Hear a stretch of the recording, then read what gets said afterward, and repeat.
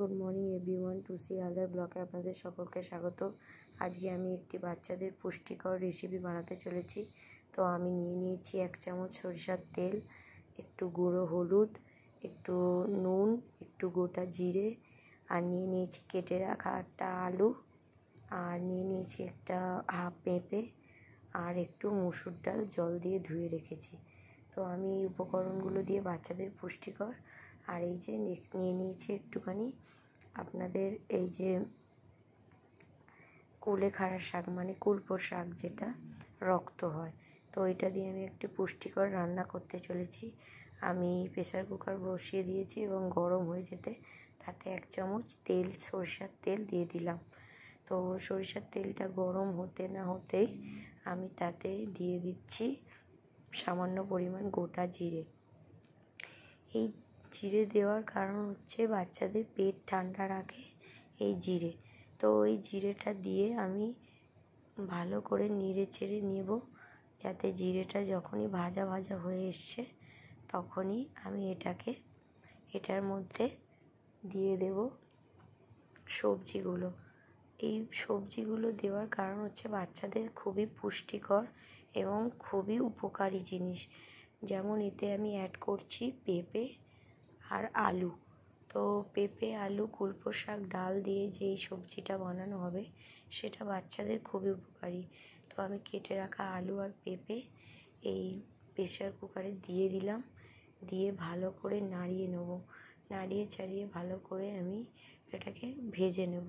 খুব ভালো করে ভাজবো না, কারণ বাচ্চাদের খাবার বেশি ভাজলে সেটা পুষ্টি থাকে না। তো আমি হালকা করে ভেজে নিয়েছি, দেখছেন বন্ধুরা, এই যে আমি হালকা করে ভেজে নিয়েছি। এবার আমি এতে অ্যাড করতে চলেছি সামান্য পরিমাণ নুন। তো নুনটা দিয়ে আমি একটু নাড়াচাড়া করে নেব এবং তারপরে আমি দিয়ে দেবো হলুদ গুঁড়ো। তো হলুদ গুঁড়ো দিয়ে দিচ্ছি আমি।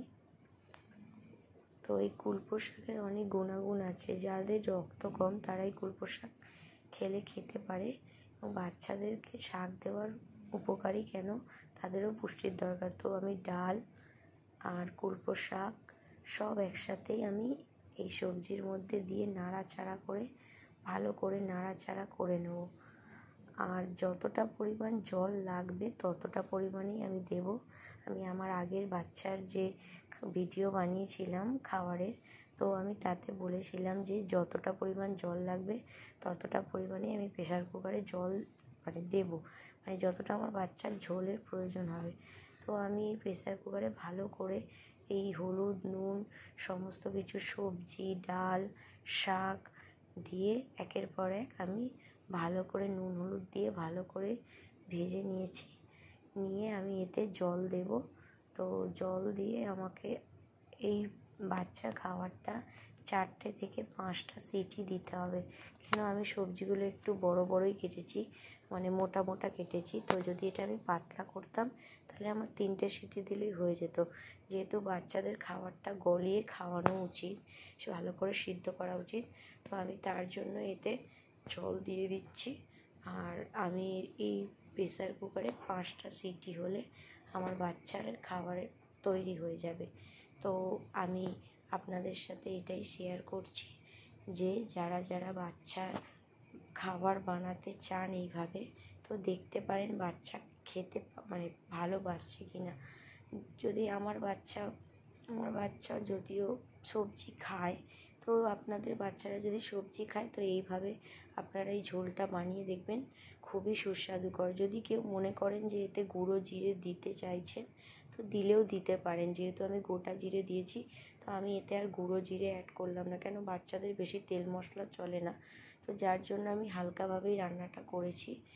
আর যদি আপনাদের ভিডিওটা ভালো লেগে থাকে বন্ধুরা, তো আমার চ্যানেলটাকে সাবস্ক্রাইব করে দেবেন।